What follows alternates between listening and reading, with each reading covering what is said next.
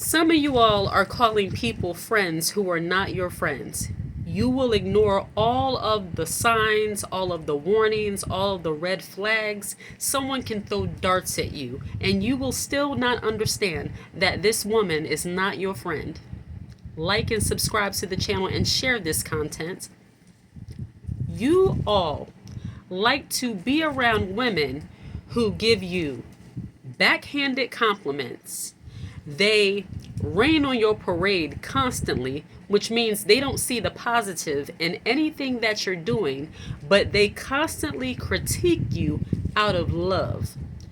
That is a big warning sign that this person is not your friend, but they are a frenemy.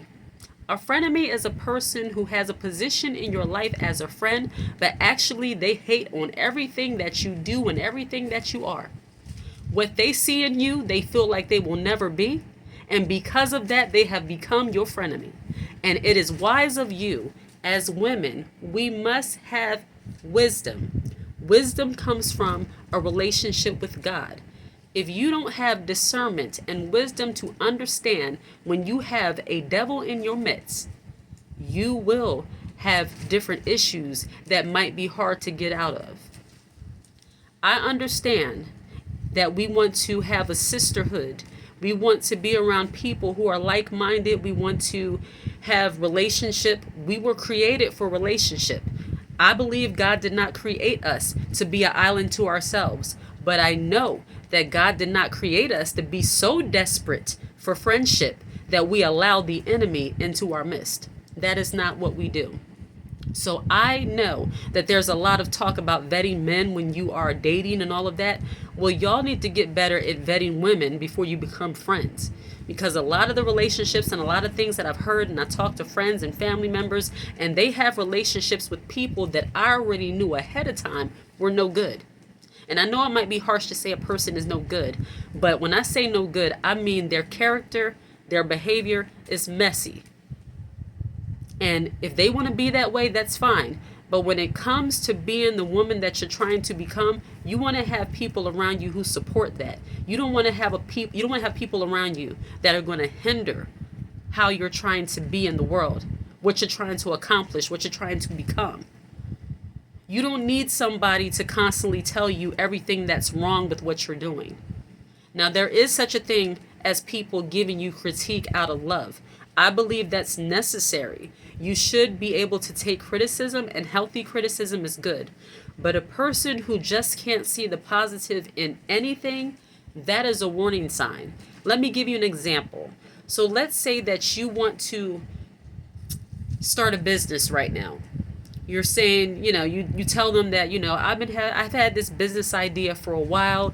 I want to, I don't know, sell dresses. I want to open up a boutique.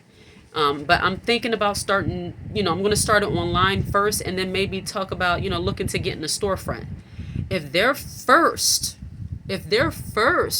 response to you is, you're going to start a business in this economy, the way things are, you got inflation, you got da da da da da da da da da. If their first comment to you is something like that, you need to be on the lookout when it comes to them. You need to keep your eye on them. I'm not saying that being real about what's going on around you, it's necessary, especially if you're close friends. And that's another thing. Take criticism from people that you respect and you respect their opinion. If you don't value their opinion, then it shouldn't matter what they say. If you don't value what they're saying, if you look at their life and they don't have the fruit of what they are saying, disregard, in my opinion. Anyway, like I was saying, if the first thing they say to you is something negative about what you're doing and they don't congratulate or encourage or say, that's great, warning number one. Number two, if they get squeamish when you're talking about too many good things in your life, you can tell by the body language of a person whether or not if they're actually feeling what you're saying. So if you're telling them, yeah, me and my husband, we're doing really good now, this and that, and, we took a vacation, and, he's actually doing this now, if they're like, oh, that's good. So what you doing today? Wait a minute. I wasn't finished talking about the previous topic. I want to bask in what's happening in my life right now. You can't handle that? They can't handle your happiness. Strike. Big strike number two. That should actually be number one. If your so called friend can't handle your happiness, and if no matter what they say, when people speak, I want you to read their eyes, listen to their words, and read their body language, okay? This is in order to protect yourself from being hurt in the long run. I'm telling you, I've been through this kind of thing, and I ignored warning signs, trying to give people the benefit of the doubt, and I paid for it. So I'm letting you all know, and I'm not saying, you forgive people, nobody's perfect, that kind of stuff, but I'm talking about we are trying to be women with confidence, wisdom, exercising our femininity, and using common sense in the world. You have to be aware of who you have in your circle, or whether you have a triangle. You got to be aware of who you have. That ain't a gang sign, that ain't Illuminati or nothing, because I know how people spin things on the internet. I was making a triangle to say even if you have just 3 people in your circle of influence, you have to make sure that those people are the ones that are supposed to be in your life. They're not negative energy.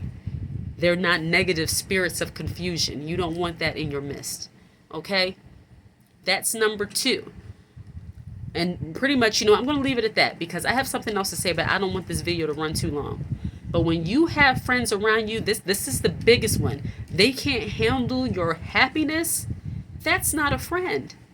And don't be so jaded and so, we going girls brunch, doing this, doing that, because you're caught up in the aesthetic of having girlfriends that you don't realize that you have an enemy right under your nose. So be wary of the people that you allow around you. Vet your so-called girlfriends. Vet them to make sure they can handle your happiness and your sadness. Make sure they're there for you, not just when you're down, but when you're up too. Okay? Like, subscribe, and share this content. Hit the like button. That helps the algorithm to get this out to more women so that they can be encouraged. Because this channel here, it's not just about aesthetics. It's not about a look. It's about a being and becoming. And you have to be a wise woman and know who to have around you. That's as important as keeping your mental and your physical health together. The people you have around you will impact both. All right? Like and subscribe. Take care.